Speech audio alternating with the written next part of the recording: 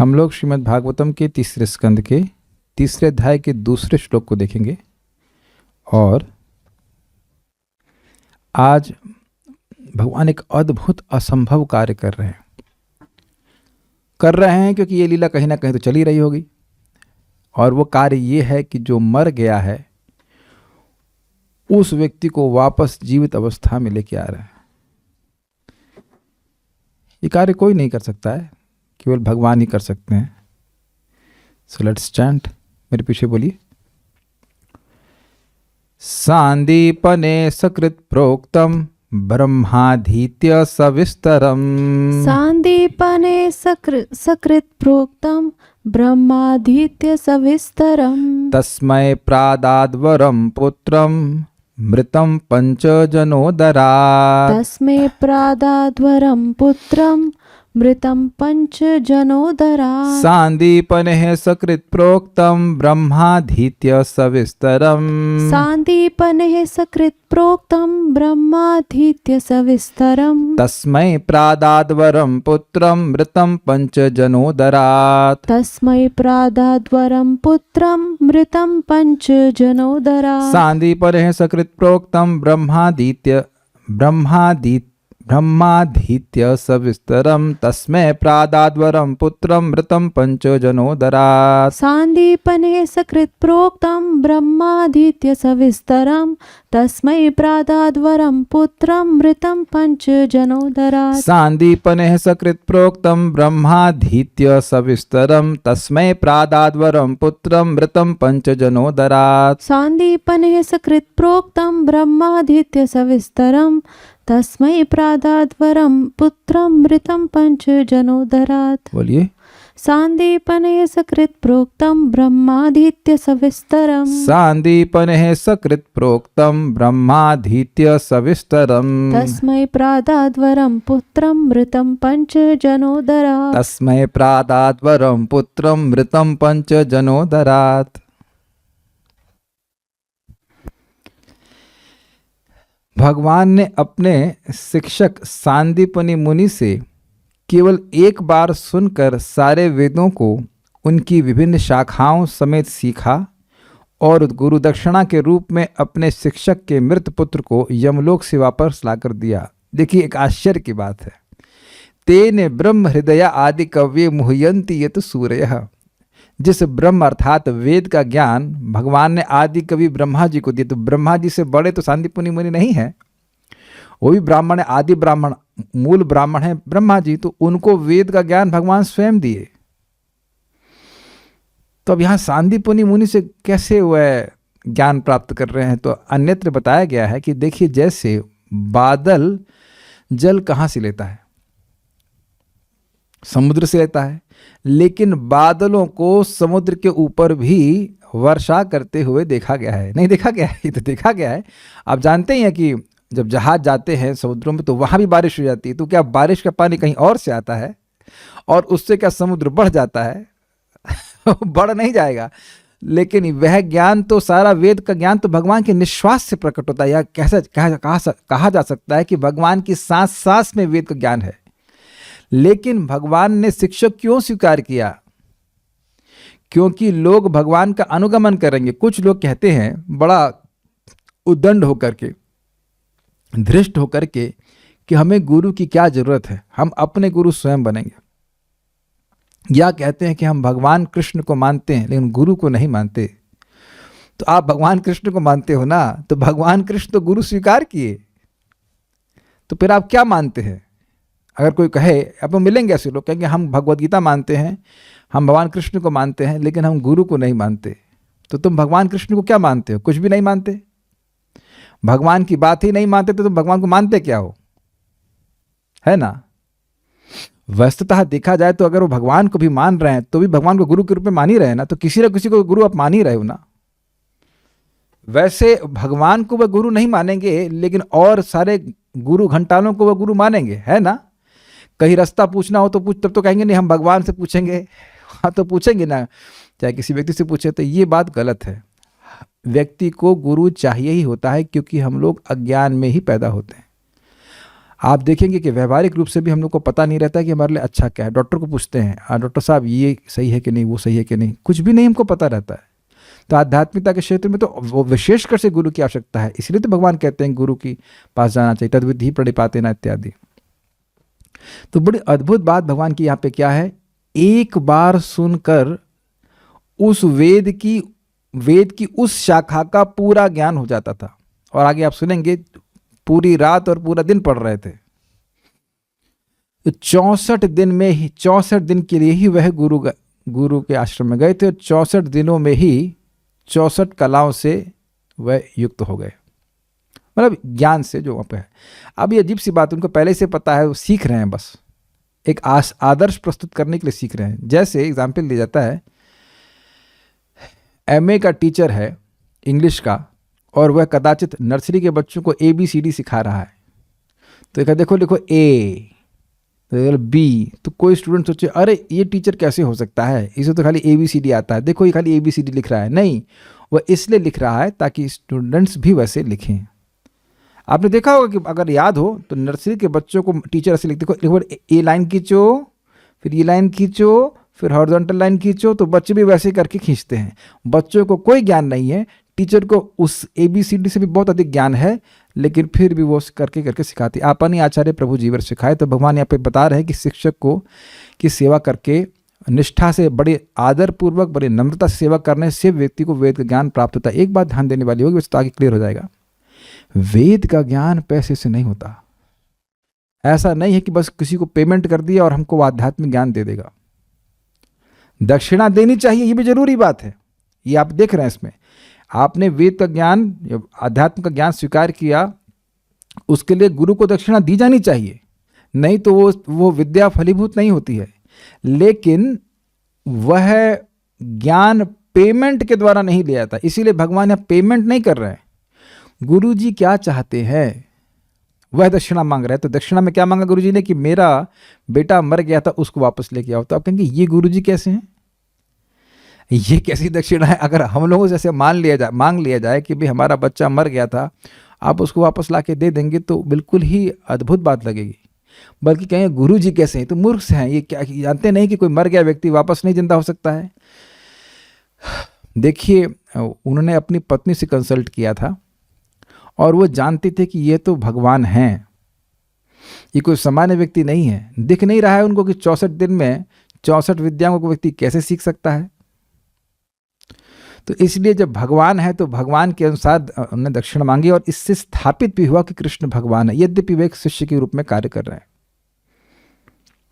तो भगवान देखने में तो लगता है कि वह एक मनुष्य से कार्य कर रहे हैं, लेकिन कार्य उनकी अति मर्त्यानि, वो कोई मनुष्य वैसा कार्य नहीं कर सकता है, ऐसे वो कार्य करते हैं।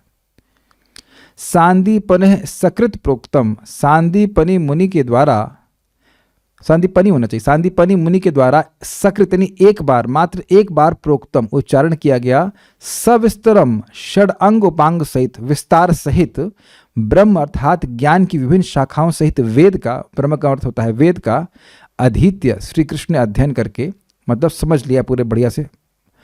तस्मय उन सांदीपनी मुनि को पंचजन उदरात, पंचजन दैत्य के उदर के भीतर से अर्थात यम पुरुष से मृत पुत्रम वरम प्रादात, मृत पुत्र को वर रूप में गुरु दक्षिणा के रूप में प्रदान किया। समझने का प्रयास कीजिए, बात समझ में नहीं आ रही है कि ये पांचजन्य के पेट से लाए कि यमपुरी से लेके आए। देखिए ये भी कथा से क्लियर हो जाएगा कि पहले पांचजन्य के पास गए, उस पांचजन नामक असुर ने सांदीपनी मुनि के बेटे को खा लिया था, लेकिन अब वहाँ वो उसको डाइजेस्ट कर गया खा करके, तो अब वह चला गया यमलोक। तो यमलोक से भगवान लेकर के आए थे, इसलिए यहाँ पे अनुवाद ऐसा किया गया कि 5 जन उदरात, 5 जन के उदर से लाए, लेकिन वस्तुतः भगवान यमलोक से लेके आए थे। इसीलिए मैंने कथा को यहाँ पे रखा है तात्पर्य के बाद, ताकि आप इस बात को पूर्णतः समझ सको। श्लोक एक बार देख लीजिए। सांदीपन है सकृत प्रोक्तम, सांदीपुनि मुनि के द्वारा केवल एक बार बोले जाने पर ब्रह्म अधीत्य सविस्तरम, ब्रह्मा नहीं है, ब्रह्म मतलब वेद को पढ़ लिए, तो केवल 4 वेद पढ़े तो कहते हैं ना सविस्तरम, उसके विस्तार सहित पुराण आदि जो कुछ भी था वो सब पढ़ लिए। तस्मय उन सांदीपनि मुनि को प्रादात उन्होंने प्रदान किया। क्या प्रदान किया? वरम, वर को प्रदान किया। किस रूप में था वो वर? तो कहते हैं पुत्रम, पुत्र रूपी वर को अपने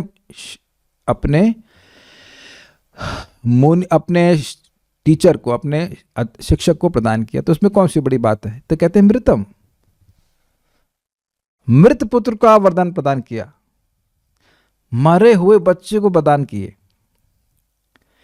पंच कहां से लाए वो बच्चा? तो कहते हैं पंच जनो उदरात, 5 जन नाम का, 5 जन, क्षमा कीजिएगा, 5 जन नहीं, पंचजन्य। 5 जन्य तो भगवान के शंख का नाम है। पंचजन नाम का एक असुर था जो कि समुद्र में रह रहा था, उसके पेट से लेके आए। ये बात केवल शाब्दिक अर्थ है, आगे इसका डिटेल अर्थ आप तात्पर्य में और कथा में सुनने वाले हैं। तात्पर्य, एकमात्र कृष्ण ऐसे हैं जो अपने गुरु के मुख से एक बार सुनकर ही वैदिक विद्या की समस्त शाखाओं में पारंगत हो सकते हैं। अब यह तो हम लोगों पर सब पे विनोद ही है। क्यों विनोद है? क्योंकि बार बार सुनने के बाद भी हम लोग निठल्ले समझ नहीं पाते। आप लोग सहमत है ना इस बात से? क्या आप बताइए, एक बात जब हम लोग बार बार सुनते हैं, बार बार सुनते हैं, बार बार सुनते हैं, तब वो कोई एक बात याद रह जाती, वो भी कुछ दिन के लिए। इसमें तो कोई विरोध नहीं है ना। क्या कर सकते हैं हम लोग, हैं ही कलयुग के लोग। एक श्लोक, कोई मुझसे भी श्लोक पूछ लेता है कि वो श्लोक आप कुछ कोट कर रहे थे बताइए, तो मुझे भी वेदाभ्यास जाके देखना पड़ता है, श्लोक ढूंढ करके लेके आके दे देते हैं। ऐसा तो नहीं कि खटाखट एक बार सुना और पूरा याद हो गया। बहुत नम्रता जागृत करने वाली बात है कि हम लोग की बुद्धि कितनी कमजोर है। हम समझ जाएं यह बहुत बड़ी बात है, और उसको याद रख के समझा सकें वो तो बहुत बड़ी बात हो जाएगी। समझाने का तो मतलब यह हो गया ना कि बहुत ज्यादा समझ में आ गया। तब अगर हम लोग इस स्थिति पे पहुंच जाएं कि ठीक ठीक समझ जाएं, ये भी बहुत बड़ी बात है। That is very great accomplishment. इतना उलझा हुआ है कलयुग में जीव कि उसको एक बात भी समझ में नहीं आती है। एक बात हम लोग को समझ में आ गई कि जीवन का उद्देश्य भगवान का प्रेम प्राप्त करना है।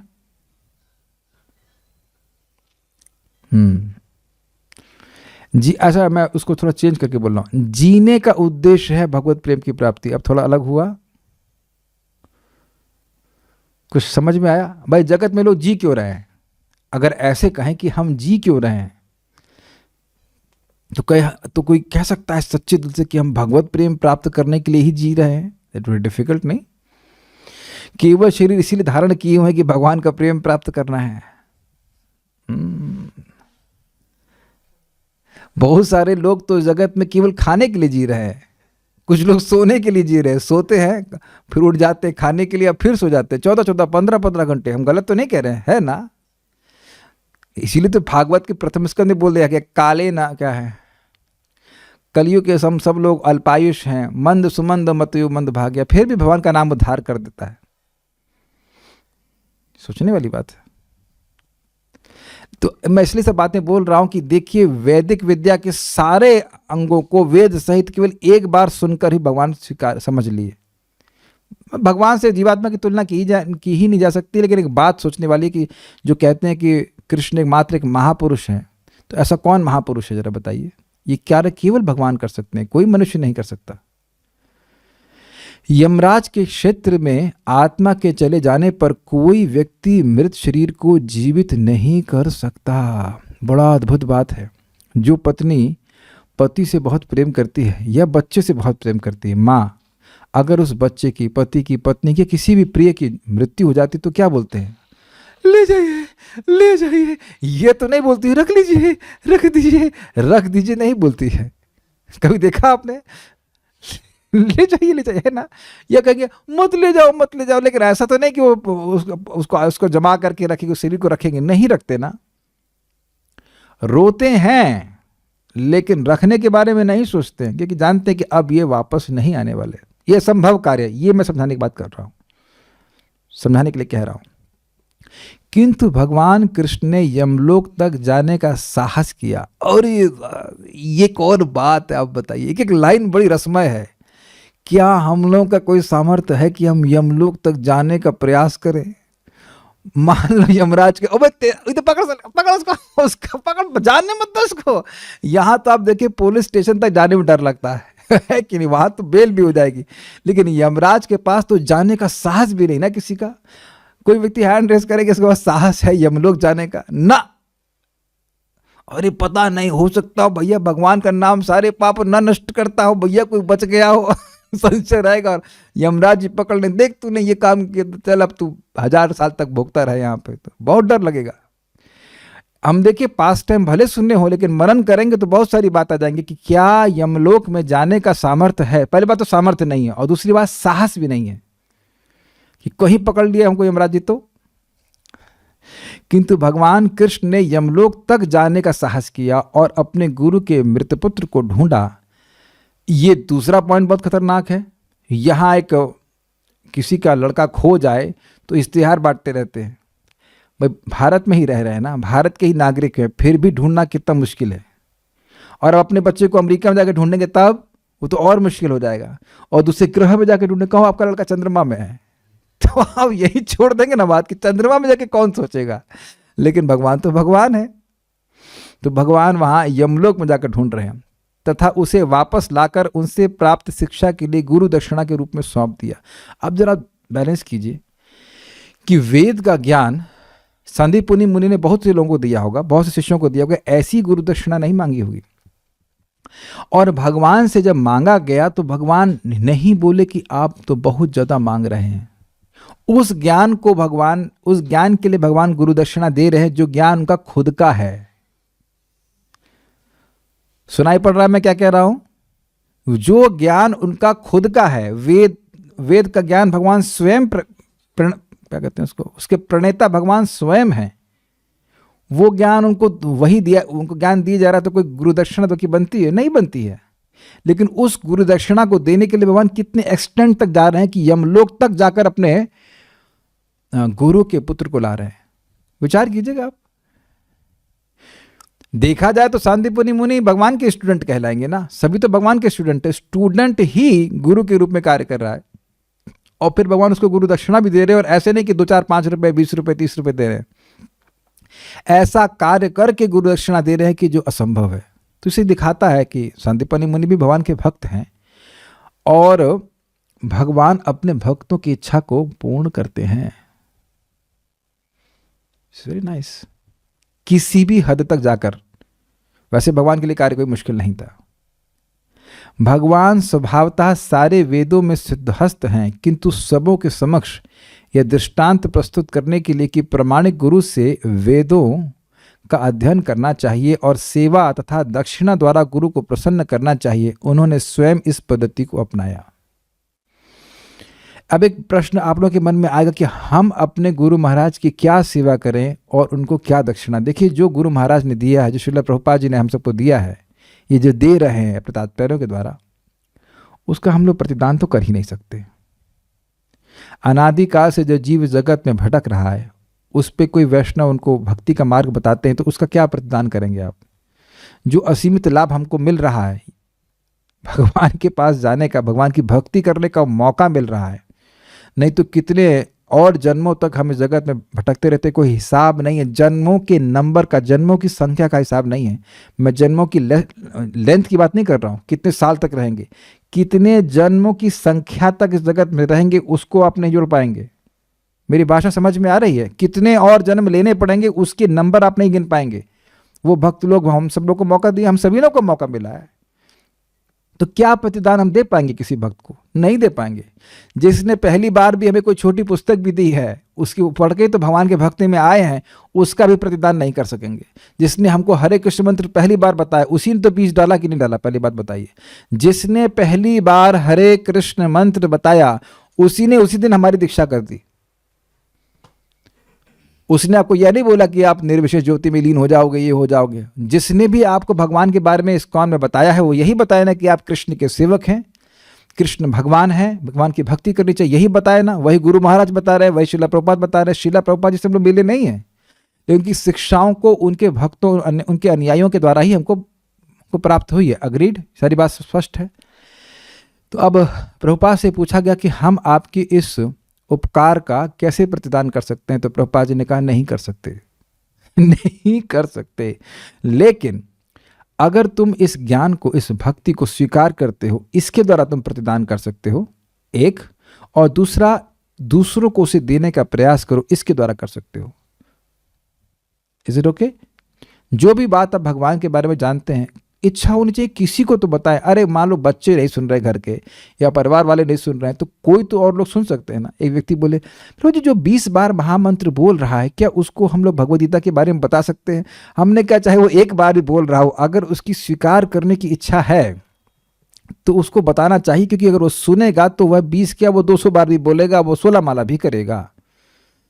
देखिए एक बात स्पष्ट समझ लीजिए, जब कोई व्यक्ति किसी चीज का महात्म्य सुनता है तभी करने के लिए वह उत्सुक होता है। नहीं तो मैं सुबह समझा रहा था, ना हमको पता है विटामिन सी क्या होता है, ना हमको पता है विटामिन डी क्या होता है, और ना पता है विटामिन ई क्या होता है। जब सूर्य में जाते हैं तो आपको दिखने लगता है डी डी डी डी, आपके शरीर में डी बनने लगते हो, ऐसा कुछ भी नहीं होता है। आप सुन लेते हैं कि विटामिन डी है तो आप उसको ग्रहण करने लगते हो, और होता भी है कुछ। वाकई विटामिन डी क्या होगा कुछ नहीं पता ना, लेकिन सुनने के कारण व्यक्ति धूप में जाएगा या कुछ भी योगा करेगा, एक्सरसाइज करेगा, तो सुनने के द्वारा ही वह कार्य करता है। तो जब भगवान के बारे में लोग सुनेंगे तो जप करना शुरू कर देंगे, बस सिंपल। तो ये दो कार्य करके आप गुरु का प्रतिदान करने का प्रयास कर सकते हैं। वस्तुतः प्रतिदान हम कभी नहीं कर सकते हैं। अगर हर भक्त यहां जो उपस्थित है केवल एक व्यक्ति को हेल्प करे तो कितनी तीव्रता से ये कृष्ण भावनामृत आंदोलन फैल जाएगा ना। क्या आप सब लोग इतने असमर्थ हैं कि एक व्यक्ति की मदद भी नहीं कर सकते? एक व्यक्ति तो आप स्वयं है, अपनी मदद कर स्वयं कीजिए भक्ति में बने रहने के लिए, और फिर दूसरे की मदद कीजिए। और ये प्रोसेस इतना अद्भुत है कि बहुत तीव्रता से कार्य करता है। लोग विश्वास इसीलिए करते हैं क्योंकि कृष्ण भावनामृत ही कार्य करता है। ठीक है, ओके। भगवान ने अपने गुरु सांदीपनि मुनि की सेवा की और भगवान की शक्ति को समझ करके ही मुनि ने ऐसी वस्तु मांगी जिसे पूरा कर पाना अन्य किसी के लिए असंभव था। अब इस पे हम क्या सीख रहे हैं? भगवान की सेवा करो, भगवान से क्या मांगो? प्रेम और कुछ मांगो। ये चिल्लर मिल्लर मूंगफली और क्या कहते हैं चुरमुरे नहीं मांगे भगवान से, भगवान वो नौकरी लगवा दीजिए, ये कर दीजिए। मतलब ये कोई बहुत बुद्धिमानी नहीं है। सेवा करिए और भगवान का प्रेम मांगी, तो प्रेम का मतलब भगवान से भगवान को ही मांग ले रहे हैं। देखिए एक बात आप समझ रहे हैं, यहाँ दिख रहा है आपको कि भगवान अपने भक्त की हर सेवा के प्रति कृतज्ञ रहते हैं। सेवा की जरूरत नहीं थी उनको, लेकिन अब कोई तो गुरु बनाना ही है उनको, भाई गुरु करना चाहिए कि नहीं? जगत में बोलते हैं कोई गुरु करना जरूरी है, तो भगवान ने गुरु करा और गुरु से सेवा भी करी, गुरु की शिक्षा भी स्वीकार की, सब कुछ हुआ, लेकिन कृतज्ञता देख रहे हैं। ये बात हमेशा ध्यान रखना आप लोग। जो लोग भगवान की साक्षात सेवा करते हैं उनकी हर सेवा के लिए भगवान कृतज्ञ हो जाते हैं। प्लीज़ इस बात को ध्यान रखिएगा। हम लोग भगवद गीता में यही पढ़ रहे हैं, जो भगवान की सेवा करते हैं भगवान उनके प्रति कृतज्ञ हो जाते हैं। वो आपकी सेवा को कभी नहीं भूलते। अगर मैं आप पूछूं आपसे कि कितने लीटर पानी चढ़ाया है अब तक आपने भगवान को, आप बताइए प्लीज़। आप सेवा करते हैं ना, बताइए, उत्तर दो भाई। इतना तो नहीं पता, इतना भी नहीं जानते आप, बताइए। नहीं बताओ, कितने अज्ञान में है तो रेवती को नहीं पता है कि उसने कितना लीटर पानी चढ़ाया, नहीं पता। अच्छा, यही अज्ञान में कि अन्य माता भी इसी प्रकार के अज्ञान में? आरती शर्मा माता जी, पता है आपको कितना लीटर पानी चढ़ाई हैं आप? पानी कितना लीटर? अब पहला तो भक्त ही प्रश्न करेंगे क्या नाप के चढ़ाते हैं हम?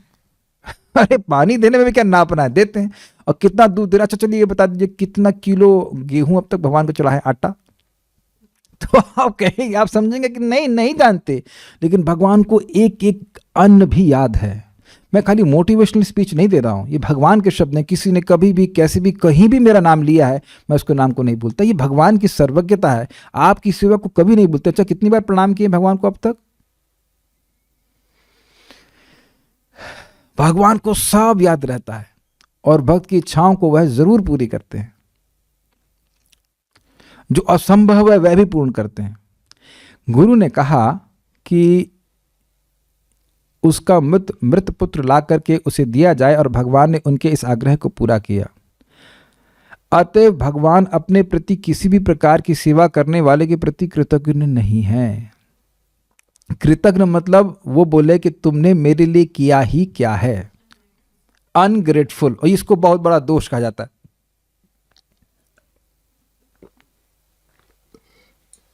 वस्तुतः सेवा तो उसी की करने में अच्छा लगता है जो की हुई सेवा को कुछ याद तो रखे, कम से कम ना कोई प्रतिदान कर सके, कम से कम याद तो करे। इस जगत में बहुत से लोग की आप सेवा करेंगे जिनके पास प्रतिदान करने के लिए कुछ नहीं होता है, अग्रीड, वो कुछ दे नहीं सकते, लेकिन कम से कम कृतज्ञ होते हैं तो बड़ा सुख मिलता है ना। तो भगवान ना सिर्फ कृतज्ञ हैं, कृतज्ञ, कृत मतलब जिसने कुछ किया है, और उसको ज्ञ मतलब जाने, माने कि हाँ भाई इसने हमारे लिए कुछ किया, लेकिन भगवान कुछ मान रहे हैं कि उसने हमारे लिए किया है। तो आप समझ रहे हैं कितनी बड़ी बात है। यही प्रभुपाद जी पत्रम पुष्पम वाले श्लोक की व्याख्या करते हुए बताते हैं कि तुमने अपने हाथों से भगवान की सेवा करी है, तुम्हारा कितना बड़ा भाग्य है। और अद्भुत बात यह है कि भगवान यद्यपि अनंत लक्ष्मियों के स्वामी हैं, फिर भी आपसे कह रहे हैं कि यदि आप पत्र पुष्प फल आदि दोगे तो मैं इसे खाऊंगा। और लेकिन भक्ति पूर्वक दो। भक्ति का क्या मतलब है? जिसे आप समझ रहे हैं कि अच्छा है, ये नहीं कि वो सड़ा हुआ आलू और कच्चा गंदा सा टमाटर सड़ा हुआ, वो नहीं, अच्छी भावना में कि बहुत अच्छी वस्तु है, उसको आप भगवान श्री कृष्ण को देंगे, ये आपका अफेक्शन है, प्रेम है। जैसे जगत में लोग अपनी प्रेमिका को सूखा हुआ गुलाब नहीं देंगे, नहीं तो झापड़ मारेगी तुरंत, नहीं, ये लो सूखा गुलाब दे रहा है, ये दे मैं तुझे को अपना ताजा ताजा चवटा मारती हूँ, तो वह प्रेम नहीं होता है। वो प्रेम भी नहीं, वो तो धोखेबाजी सब है, लेकिन वहां भी धोखेबाजी भी असली अच्छे फूलों से की जाती है। तो भगवान को अच्छा फूल देना ये भक्ति है, जो भी आपका सामर्थ्य हो, ये बात है। भगवान के वे भक्त जो सदैव उनकी प्रेमा भक्ति में व्यस्त रहते हैं, कभी भी भक्ति के प्रगतिशील प्रयाण में निराश नहीं होते। इसको इंग्लिश में पढ़ना चाहिए, हिंदी में नहीं समझ में आ रहा है कि प्रयाण का क्या मतलब है। You must read it in English, this needs to be read in English. Prabhupada का स्टेटमेंट बहुत अच्छा है। प्रभुपाद जी के स्टेटमेंट्स का एक डायलॉग की तरह, मतलब एम्फैटिक एक एक लाइन होती है, उसको पढ़ने में बहुत आनंद आता है। Let's see. The devotees of the Lord who always engage in His loving service are never to be disappointed in the progressive march of devotional service. कहने का आशय यह है कि भगवान की ओर कदम कदम बढ़ाए जा, ऐसे करके आप बढ़ा रहे, जैसे भक्ति करते जा रहे हैं, तो कोई कदम पीछे नहीं जाएगा। जैसे जैसे हम लोग अच्छा ये दिख रहा है कि जैसे जैसे हम लोग आगे बढ़ रहे हैं भागवत में, ऐसा लग रहा है कदम कदम एक 1 2 1 2 1 2 करते करते एक एक श्लोक करते हुए ऊपर उठ रहे हैं, भगवान के चरण कमल से लेकर के ऊपर उठते हुए जा रहे हैं। तो जो भी व्यक्ति इस प्रकार से भगवान की प्रेम से सेवा कर रहा है, भगवान को सुखी करने के लिए सेवा कर रहा है, तो उसकी भक्ति में कभी ह्रास नहीं होगा, वो आगे बढ़ता ही जाएगा, चाहे कितने भी अवरोध हो। बहुत अच्छा लगा। क्यों? क्योंकि भगवान ने जो भी उसकी भक्ति की है उसको याद रखते हैं और उसको आगे और मौका देते हैं और भक्ति करने के लिए। ठीक है, अब हम ये नोट दिए हैं, स्कंद 10 अध्याय 45, कृष्ण द्वारा अपने गुरुपुत्र की रक्षा। इसको हम लोग पढ़ेंगे और जहां आवश्यक होगा वहीं पे टीका हो जाएगी। हुआ ये था कि भगवान ने कंस को मार दिया था, 44 अध्याय कंस का वध। तो कंस को जब भगवान मार दिए तो उनके माता पिता वसुदेव और देवकी वहीं पे थे, और उनको भगवान की शक्ति को देखकर ये अनुभूति होने लगी, ये तो भगवान है। तो अब वह उनको पिता अपने बेटे के रूप में नहीं देख रहे थे। तो यहाँ से बात शुरू होती है, यह देखकर कि उनके माता पिता देवकी तथा वसुदेव उन्हें ईश्वर के वास्तविक रूप में समझ चुके हैं, श्री कृष्ण ने पुनः अपनी योग माया का विस्तार किया, जिससे वे उन्हें अपने प्रिय पुत्र के रूप में मान सकें। तब बलराम के साथ कृष्ण उन दोनों के पास पहुंचे और उनको सांत्वना प्रदान करी। श्री कृष्ण के इन वचनों को सुनकर, जो सांत्वना दी थी कि हम तो आपकी सेवा नहीं कर पाए इत्यादि, श्री कृष्ण के इन वचनों को सुनकर भाव विभोर वसुदेव तथा देवकी ने अपने दोनों पुत्रों को गले से लगा लिया और आनंद के आंसुओं की झड़ी लगा दी। इस प्रकार अपने माता पिता को प्रसन्न करके कृष्ण ने कंस का राज्य अपने नाना उग्रसेन को दे दिया और तब अपने उन पारिवारिक सदस्यों के अपने अपने घरों को लौटने की व्यवस्था की जो कंस भय से भाग गए थे, जो भी यदुवंशी थे। कृष्ण तथा बलराम के बलशाली बाहुओं के संरक्षण में सारे यादव परम आनंद का अनुभव करने लगे। इसके बाद कृष्ण तथा बलराम नंद महाराज के पास गए और उनकी इस बात के लिए प्रशंसा की कि उन्होंने पराये पुत्रों का इतने लाड़ प्यार से पालन किया। तत्पश्चात कृष्ण ने नंद से कहा, हे पिताश्री, आप ब्रज लौट जाएं। हम जानते हैं कि हमसे बिछड़ने से आपको तथा हमारे अन्य संबंधियों को कितना कष्ट होगा। यहाँ मथुरा में आपके मित्रों को संतुष्ट करने के तुरंत बाद मैं बलराम सहित आपके पास लौट आऊंगा। देख रहे हैं कैसे भगवान की भाषा, इतनी सुंदर भाषा। आपके मित्र वसुदेव जी, उनके भी दुख का हमें ख्याल रखना है। फिर कृष्ण ने नाना प्रकार के भेंटें अर्पित करते हुए नंद की पूजा करी। अपने पुत्रों के प्रेम के वशीभूत हो नंद भाव विभोर हो उठे। आंखों में अश्रु भर कर उन्होंने कृष्ण तथा बलराम को गले से लगाया और सारे ग्वालों को साथ लेकर ब्रज के लिए प्रस्थान किया।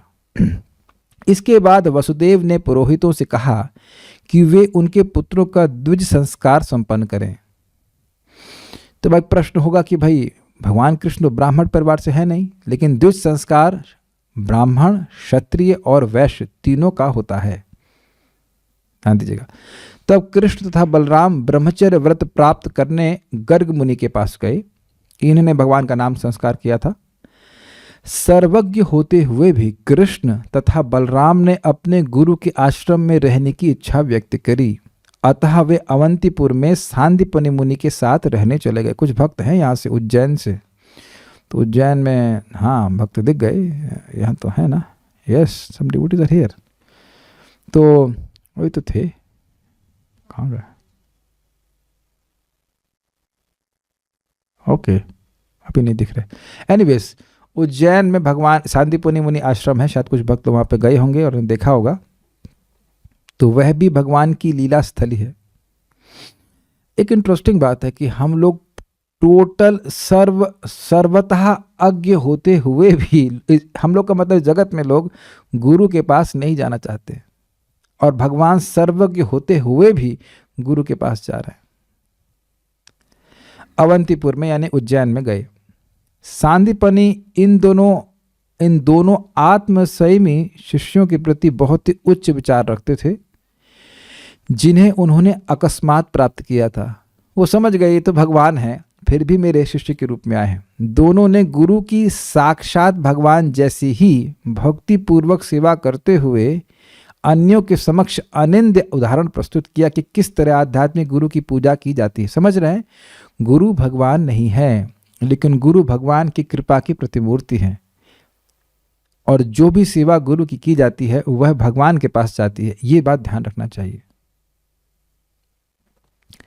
ब्राह्मण श्रेष्ठ गुरु सांदीपनि मुनि उनके विनीत आचरण से संतुष्ट थे, अतः उन्होंने दोनों को सारे वेद 6 वेदांगों सहित तथा उपनिषद पढ़ाए। देखिए आजकल के समाज में आप कितना अंतर मानते हैं कि शिष्यों में या स्टूडेंट्स में प्राय आप देखो ना, जो फिजिक्स केमिस्ट्री भी पढ़ रहे हैं उनमें कोई विनीतता नहीं है। वह गुरु का सम्मान नहीं करते। अभी तो गुरु चले जाते हैं पीछे से तो मजाक बनाते हैं। हम गलत तो नहीं कह रहे ना। ये ध्यान देना होगा कि आध्यात्मिकता के क्षेत्र में तो स्पेशली आवश्यक है कि विनीत हो, नहीं तो ज्ञान प्राप्त होगा ही नहीं। चैलेंजिंग एटीट्यूड मतलब ज्ञान मिलेगा ही नहीं। चाहे कोई आपकी नज़र में छोटा भक्त हो, बड़ा भक्त हो, या कुछ भी हो, अगर चैलेंज होगा तो किसी से कोई ज्ञान नहीं मिलेगा। इलेक्ट्रिशियन से भी नहीं मिलेगा, कुछ नहीं प्राप्त कर सकते। ज्ञान हमेशा डाउनवर्ड होता है, ऊपर से नीचे ही आता है, नीचे से ऊपर नहीं आता है। अपने को नम्र अवस्था में रखना ही होगा। विनीत का मतलब यह नहीं कि आप प्रश्न नहीं कर सकते, लेकिन प्रश्न भी विनीत भाव से ही किया जाता है। बहुत इंपॉर्टेंट है। आगे जाकर के 10वें स्कंद में वर्णन आगे कि जैसे पर्वतों के झरने कभी कभी पानी देते हैं और कभी कभी नहीं देते हैं, ऐसे ही साधु पुरुष कभी कभी आध्यात्मिक ज्ञान देते हैं और कभी कभी नहीं भी देते हैं। उनकी स्वेच्छा है, वो स्वेच्छा से प्रचार करते हैं, स्वेच्छा से बोलते हैं। Is it okay? तो आप यहाँ पे बहुत सुंदर फोटो है, मुझे लगता है सभी को अच्छा लग रहा होगा। कृष्ण बलराम कितने सुंदर प्यारे ब्रह्मचारी के रूप में हैं, और सांदीपनि मुनि उनको शिक्षा प्रदान कर रहे हैं। और देखिए कैसे सुंदर तरह से हाथ रख कर समझा रहे हैं, बहुत ही अफेक्शन के संग। This is really nice photo. ISKCON के भक्तों ने ही बनाया है, बहुत ही सुंदर फोटो है कि नहीं? किसकी इच्छा नहीं होगी कि कृष्ण बलराम के संग पढ़े? सोचिए आप इस लीला में हो अगर, तो कृष्ण बलराम ब्रह्मचारी की तरह है। ब्रह्मचारी मतलब शेव एंडेड, बाल शेव किए हुए हैं, और उसके बाद कितने सुंदर लग रहे हैं कृष्ण और बलराम जी सांदीपनि मुनि के साथ उनसे शिक्षा प्राप्त करते हुए। ये सारी चीज़ें हमारे हृदय में भगवान की लीला में प्रवेश करने की इच्छा को जागृत करती है। बिल्कुल लगता है कि जगत की क्या दुर्गतिपूर्ण कार्य में हम लगे हुए हैं और भगवान की सुंदर लीलाएं अभी भी चल रही हैं, and we are missing out. और ये बात भी समझेगा कि एक दिन ऐसा होगा कि जब भगवान का नाम जप करते हुए, जब कभी भी हो, ये सारी लीलाएं भक्तों के हृदय में स्फुरित हो जाएंगी। ये सबके संग होगा, केवल समय की बात है। उन्होंने दोनों को रहस्य सहित धनुर्वेद की शिक्षा दी, साथ ही मानक विधि ग्रंथ यानी कि पुराण आदि धर्म ग्रंथ, तर्क तथा दर्शन विषयक वाद विवादों की विधियां और राजनीति शास्त्र के 6 भेदों की भी शिक्षा दी। तो ये सविस्तरम की व्याख्या इस है जो 3.3.2 में आपने सुना था कि विस्तार सहित शिक्षा दी। तो इस सबको आप यहाँ दशम स्कंद के श्लोकों से सुन रहे हैं, किस प्रकार से विभिन्न शिक्षाओं को भगवान को प्रदान किया गया। हे राजन, अर्थात हे राजन परीक्षित, पुरुष श्रेष्ठ कृष्ण तथा बलराम स्वयं ही सभी प्रकार की विद्याओं के आदि प्रवर्तक होने के कारण किसी भी विषय की व्याख्या को एक ही बार में सुनकर तुरंत आत्मसात कर सकते थे। तो क्यों कर सकते थे बताइए? क्योंकि वो विद्या उन्हीं से आई है। सिंपल सी बात है। एक एग्जाम्पल समझ में आ रहा है अच्छा, कि बादल जब पानी को समुद्र में डालता है तो समुद्र को पानी को एब्जॉर्ब करने में समय थोड़ा लगता है। समझ गए ना? ठीक है। इस तरह उन्होंने एकाग्र चित्त से 64 कलाओं तथा चातुर्यों को उतने ही दिनों तथा रातों में सीख लिया। इस तरह से कि यानी एक कला को सीखने में 24 आवर्स कह सकते। Try painting. पेंटिंग छोड़ दीजिए, करताल बजाना सीखिए 24 घंटे में। ट्राई करना 24 दिन में भी सीख गए तो बहुत बड़ी बात है, कुछ है ना। अब मान लो बजाना भी सीख जाएंगे, ताल कटेगा जाए 6 बार, तो एक कला वो भी केवल उसके 2 ताल भी सीख लें तो भी बहुत बड़ी, वाह बड़ी उपलब्धि, पर भी हम तेज बजा लेते हैं, छोटा बजा लेते हैं ऐसे करके।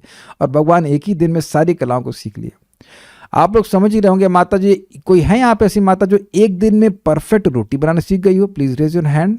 कोई ऐसी पहलवान हो यहाँ पे? ना ना ना, तो ये बताइए कि एक रोटी बनाना एक दिन में नहीं सीख पाए।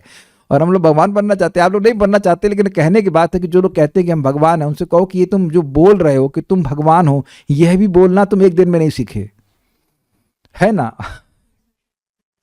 यस 64। हाँ, और इसमें 64 कला, इसमें आप तात्पर्य को देखेंगे तो 64 कलाओं की लिस्ट है। उस 64 कलाओं को याद नहीं रख पाएंगे हम लोग एक दिन में, 64 दिन में भी याद ना होंगे। और भगवान उन सारी कलाओं को 64 दिन में सीख गए। तो भगवान भगवान है। हमारा भगवान कैसा हो? श्री श्याम सुंदर जैसा हो, और कोई भगवान नहीं हो सकता है। बहुत भगवान बने तो पहले तो कला सीख के आओ तुम। जो कहते हैं कि मैं भगवान तुम भगवान, तुमसे पूछो तुमको कौन सी कला आती है? राजनीति आती है? इस तरह उन्होंने एकाग्र चित्त से 64 कलाओं तथा चातुर्यों को उतने ही दिनों तथा रातों में सीख लिया। तत्पश्चात हे राजन, उन्होंने गुरु दक्षिणा देकर अपने गुरु को प्रसन्न किया। हे राजन, विद्वान ब्राह्मण शांतिपनि मुनि ने दोनों विभुओं के यशस्वी तथा अद्भुत गुणों एवं उनकी अति मानवीय बुद्धि के बारे में ध्यान पूर्वक विचार किया। बुद्धिमान हैं गुरु जी। तत्पश्चात अपनी पत्नी से परामर्श करके उन्होंने गुरु दक्षिणा के रूप में अपने नन्हे पुत्र की वापसी को चुना, जो प्रभास क्षेत्र में समुद्र में मर चुका था। असीम पराक्रम वाले दोनों महारथियों ने अर्थात भगवान कृष्ण बलराम ने उत्तर दिया, बहुत अच्छा, और तुरंत ही अपने रथ पर सवार होकर प्रभास के लिए रवाना हो गए। जब वे उस स्थान पर पहुंचे तो वे समुद्र तट तक पैदल गए और वहां बैठ गए। मतलब प्रभास क्षेत्र तक गए रथ पे और उसके बाद पैदल गए समुद्र तक। क्षण भर में समुद्र का देवता उन्हें भगवान के रूप में पहचान कर श्रद्धा रूप में भेंट लेकर उनके निकट आए। एक प्रश्न आएगा आप लोग के मन में कि समुद्र का देवता इंद्र के देवता से तो कम है, तो इंद्र क्यों नहीं समझ पाया? भगवान यहां तो पर्वत नहीं उठाए हैं, कुछ बड़ा कार्य नहीं किए, तो वहां इंद्र क्यों नहीं समझ पाया? 7 दिन बाद क्यों समझा? जैसे भगवान गिरिराज उठाए तुरंत समझ लेना चाहिए था कि नहीं कि भगवान है। उसके बाद भी 7 दिन के बाद उसको अकल आई, क्षमा की उनको अकल आई। लेकिन यहाँ पे हाँ, कारण यही था कि उनकी आंखों में से घमंड चढ़ा हुआ था। यहाँ पे समुद्र देवता को कोई कठिनाई नहीं है, वो घमंड से से प्रभावित नहीं, इसलिए तुरंत समझ गए कि कृष्ण भगवान है, यद्यपि छोटे बच्चे के रूप में आए और बड़ी श्रद्धा रूप में भेंट लेकर के आए। इसका मतलब हर व्यक्ति को भगवान के लिए, जब भगवान दिखें, दर्शन हो, तो कुछ देना चाहिए। अपने घरों में तो आप लोग भगवान को भोग लगाते ही हैं। देखिए कितना सुंदर फोटो मिल गया जिसमें समुद्र देवता भगवान कृष्ण को हाथ जोड़ करके उनके सामने आ रहा है। Many pictures today we have comic book study, Krishna comics है ना, कितने प्यारे लग रहे हैं कृष्ण, बलराम जी और समुद्र के देवता उनके सामने आ रहे हैं और वह हाथ जोड़ के उनसे निवेदन कर रहे हैं कि मैं क्या सेवा कर सकता हूँ। वो ऐसे नहीं खड़े हैं भगवान के सामने, कभी भगवान के सामने ऐसे हाथ, ठीक ऐसे नहीं होता है। हमेशा भगवान के सामने जाए तो हाथ जोड़ करके नम्र भावना में रहना चाहिए। भगवान कृष्ण ने समुद्र के स्वामी से कहा, मेरे गुरु के पुत्र को तुरंत उपस्थित किया जाए। जैसे स्वामी आज्ञा देता है वैसे आज्ञा दे रहे हैं, जिसे तुमने अपनी बलशाली लहरों से यहाँ जकड़ रखा है। समुद्र ने उत्तर दिया, एक बात ध्यान दीजिएगा, भगवान को सब पता है कि क्या हुआ है, लेकिन फिर भी पूछ रहे हैं, फिर भी बोल रहे हैं। समुद्र ने उत्तर दिया, हे भगवान कृष्ण, उसका हरण मैंने नहीं, अपितु दिति के वंशज पंचजन नामक एक दैत्य ने किया है, जो शंख के रूप में जल में विचरण करता रहता है। इस पर टीका करी गई है कि ये दैत्य समुद्र से अधिक शक्तिशाली था, इसलिए समुद्र का देवता इसका शासन नहीं कर सका कि तुम ऐसा मत करो। ये बात थी। सागर ने कहा, निसंदेह उसी दैत्य ने उस बालक को चुरा लिया है। बेसिकली उस बालक को वह खा गया था। यह सुनकर प्रश्न होगा कैसे खा गया, तो वो बालक तैरने गया था उस समुद्र में और फिर उसको वो खा गया था। जो मैं अपनी ये बात में स्मृति से ही बोल रहा हूँ, ऐसी बात सुनी थी। यह सुनकर भगवान कृष्ण समुद्र में घुस गए। कोई भय नहीं था। हम लोगों को तो ऐसे ही समुद्र में घुसने से भय होगा। शार्क का भय, और यहां तो एक भयानक असुर है जो समुद्र के देवता से भी अधिक शक्तिशाली है, लेकिन भगवान को कोई भय नहीं है। तो यह सुनकर भगवान कृष्ण तुरंत समुद्र में घुस गए, पंचजन को ढूंढ लिया और उसको मार डाला। ये सारे कार्य अद्भुत हैं। मैं कहूँ उस फलानी शार्क को ढूंढिए जिसने खा गया हो, अब वो शार्क कहाँ मिलेगी, लेकिन भगवान तो सब जानने वाले हैं। उसको ढूंढे, उसको मार दिए, किंतु भगवान को उस दैत्य के पेट के भीतर वह बालक नहीं मिला। तो यहाँ पे एक फोटो रिप्रेजेंटेटिव रूप में दी गई है कि किस प्रकार से भगवान उस पंचजन दैत्य को मार रहे हैं। और उसके बाद वो शंख ले ली। शंख कहाँ से आ गया, अभी आता है शंख। भगवान जनार्दन ने वह शंख ले लिया जो उस दैत्य के शरीर के चारों ओर उगा हुआ था। इस फोटो में भी आपको दिख रहा है। और रथ पर वापस चले गए। तो यही शंख हो गया पांचजन्य शंख। इसके पश्चात वे यमराज की प्रिय राजधानी संयमनी गए। भगवान बलराम के साथ वहां पहुंचकर उन्होंने तेजी से अपना शंख बजाया और उस गूंजती हुई आवाज को सुनते ही बद्ध जीवों को नियंत्रण में रखने वाला यमराज वहां पहुंचा। तो यहाँ पे एक फोटो और आप लोगों के सामने है। यद्यपि यहाँ यमराज जी थोड़े क्रोध भी दिख रहे हैं, लेकिन बात ऐसी नहीं है। यमराज जी बहुत नम्रता में आए। भगवान कृष्ण ने शंख बजाया और यमराज जी उनके पास आए। ध्यान देने वाली बात यह है कि यह शंख कौन सा शंख है, आप बताइए, माइक पे बताइए। शंख कौन सा शंख है, नाम याद हुआ? पांचजन्य शंख है। और यही शंख भगवान ने पांचजन्यम ऋषिकेशम देवदत्तो धनंजय पौंड्रम दद्मौ महाशंकम भीमकर्मा वृकोदरः। कौन से ग्रंथ का श्लोक है? भगवद गीता।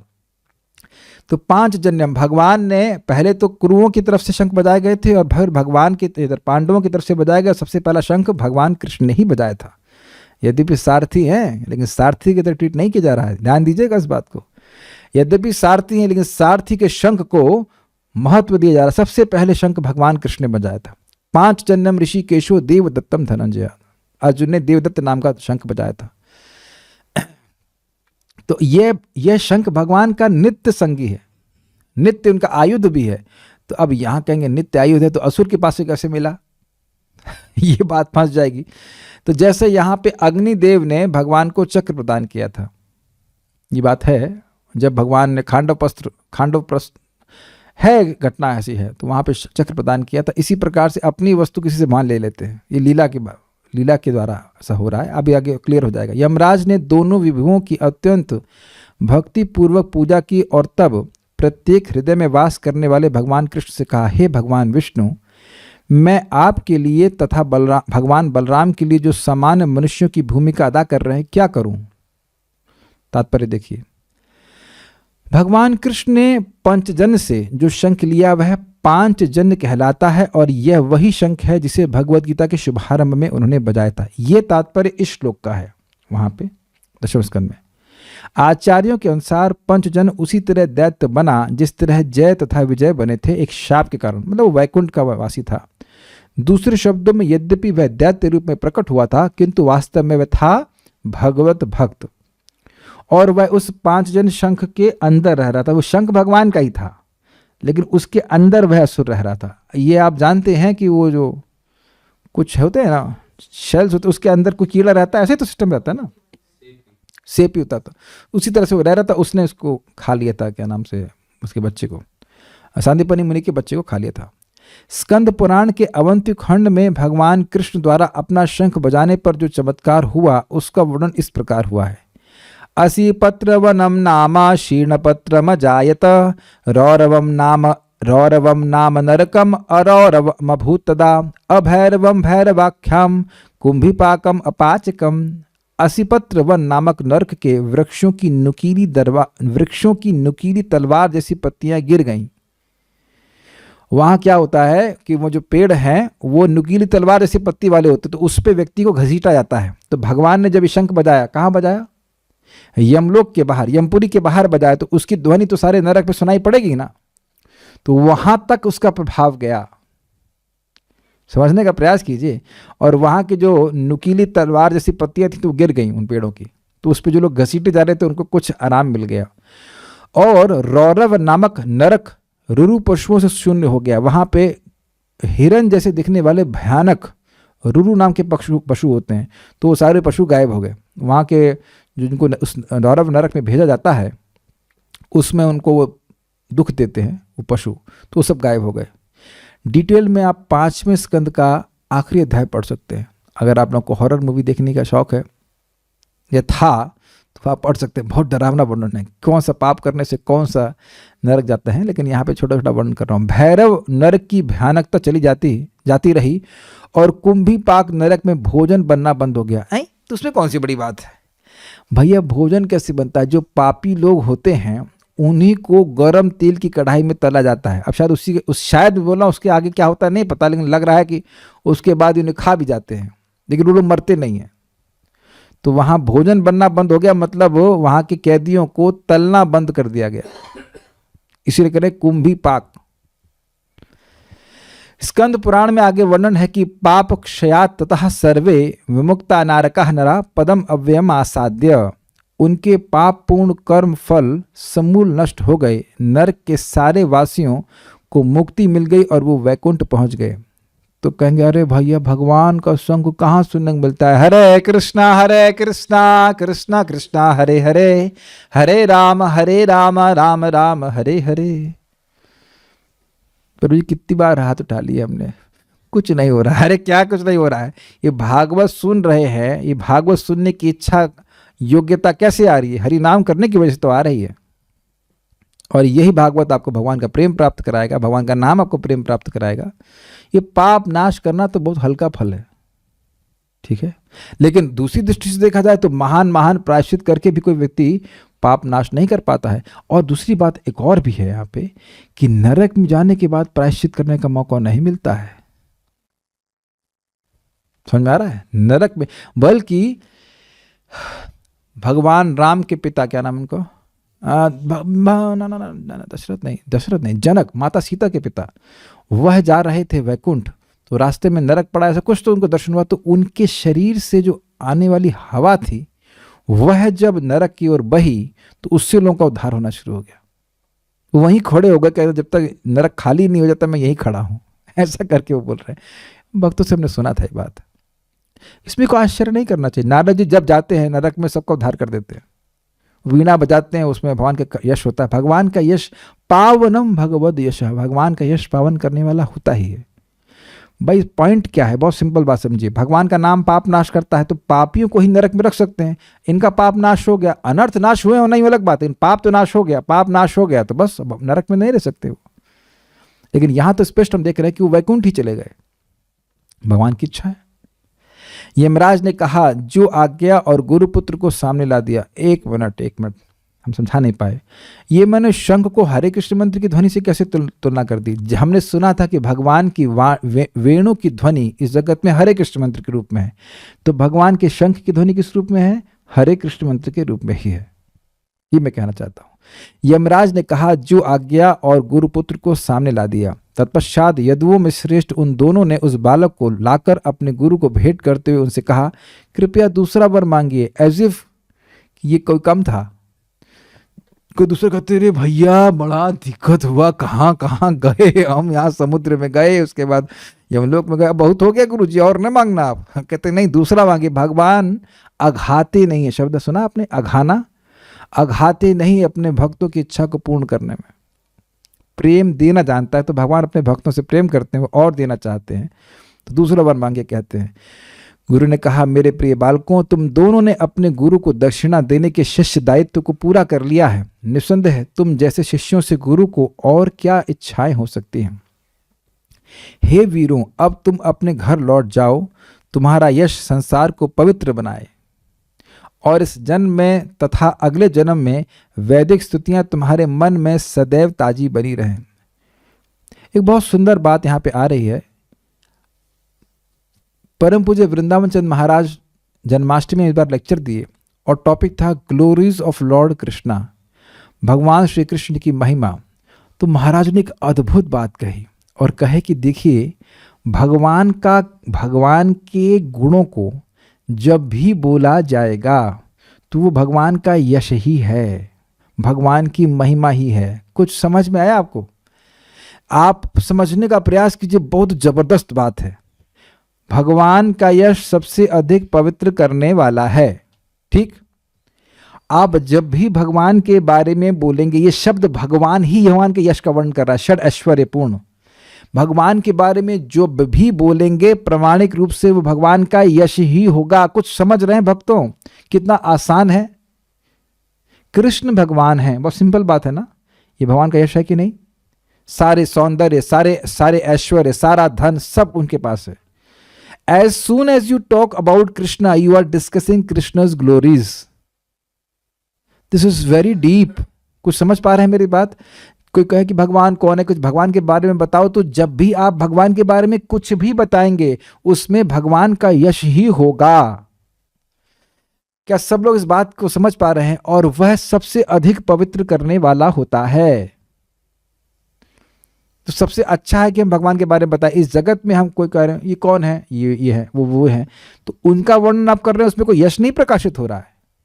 मेरी बात समझ में आ रहा है? इस जगत में किसी वस्तु के बारे में आप बोल रहे हैं तो उसका कोई यश नहीं हो रहा है, लेकिन भगवान के बारे में जब भी बोलेंगे तो भगवान का यश उसमें होगा ही।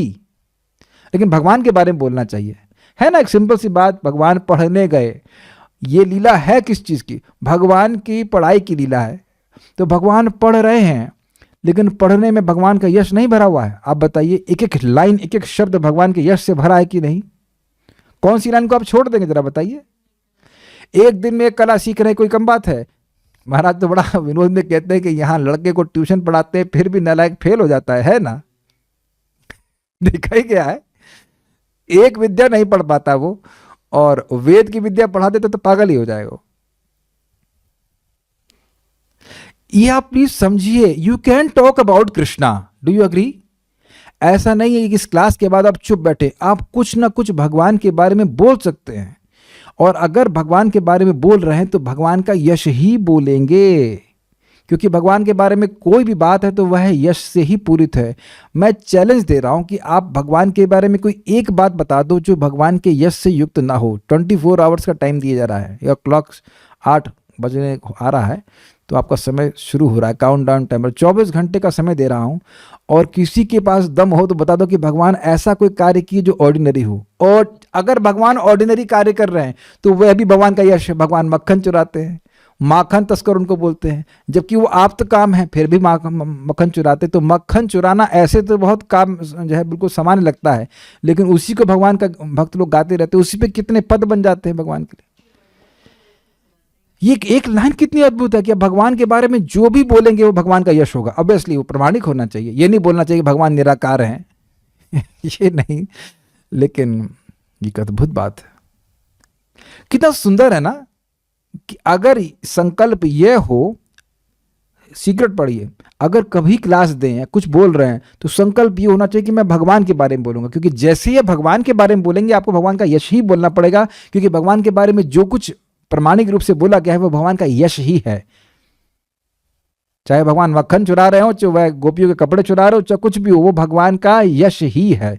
It is impossible for us to find something ordinary in Krishna consciousness. Krishna कुछ सामान्य चीज कृष्ण में है ही नहीं, असमूर्ध है वो। अब आप देखेंगे, अगर मैं ये बोल रहा हूं तो आपका दिमाग अगर चल रहा होगा तो आप देखेंगे कि कोई ऐसा बात नहीं है भगवान की जो एक्स्ट्रा ऑर्डिनरी ना हो।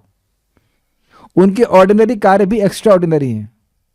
वो जम्हाई भी ले रहे हैं तब भी एक्स्ट्रा ऑर्डिनरी, सब कुछ। इस तरह अपने गुरु से विदा होने की अनुमति पाकर दोनों भाई अपने रथ पर बैठ अपनी नगरी लौट आए। वह रथ वायु की तेजी से चल रहा था और बादल की तरह गूंज रहा था। देख रहे हैं रथ का चलना भी एक्स्ट्रा ऑर्डिनरी। यहां तो ट्रेन ही टाइम से नहीं पहुंचती कि नहीं, भले बोल दे तूफान एक्सप्रेस, लेकिन चलती थमी हुई वायु की तरह है कि नहीं। तो उसके बाद वह मथुरा पहुंचते, मथुरावासी उनको प्राप्त करके सुखी हो जाते हैं। कोई प्रश्न है वो देख लेता हूं। क्या अर्जुन के पास भी एबिलिटी थी यमलोक जाकर ब्राह्मण पुत्रों को वापस लाने के लिए, क्योंकि उन्होंने भी ट्राई किया था ब्राह्मण के पुत्रों को के लिए? हाँ जी, अर्जुन के पास भी योग्यता थी, वह ब्रह्मलोक तक भी छान ली थी, वह भगवान के नित्य पार्षद हैं, ऐसा कर सकते हैं। क्या भगवान और बलराम जी मथुरा में आने के बाद वकंस का वध करने के बाद संतपुनी के आश्रम गए? जी हाँ, ऐसा ही हुआ था। सो उम्मीद है कि आपको बातें कुछ समझ में आएंगी। मैंने इसलिए कथा को विस्तार से समझाया ताकि कुछ बात समझ में आए कि हुआ क्या, कि पंचजन के पेट से नहीं, वो यमलोक से भगवान लेके आए। पहले पंचजन के पेट में गए, देखा, फाड़ के देखे, उसके बाद वहाँ नहीं मिला तो यमलोक में गए। So will stop here. Thank you all very much. Shrimad Bhagavatam की जय, श्रील प्रभुपाद की जय, निताय गौर प्रेमानंदे।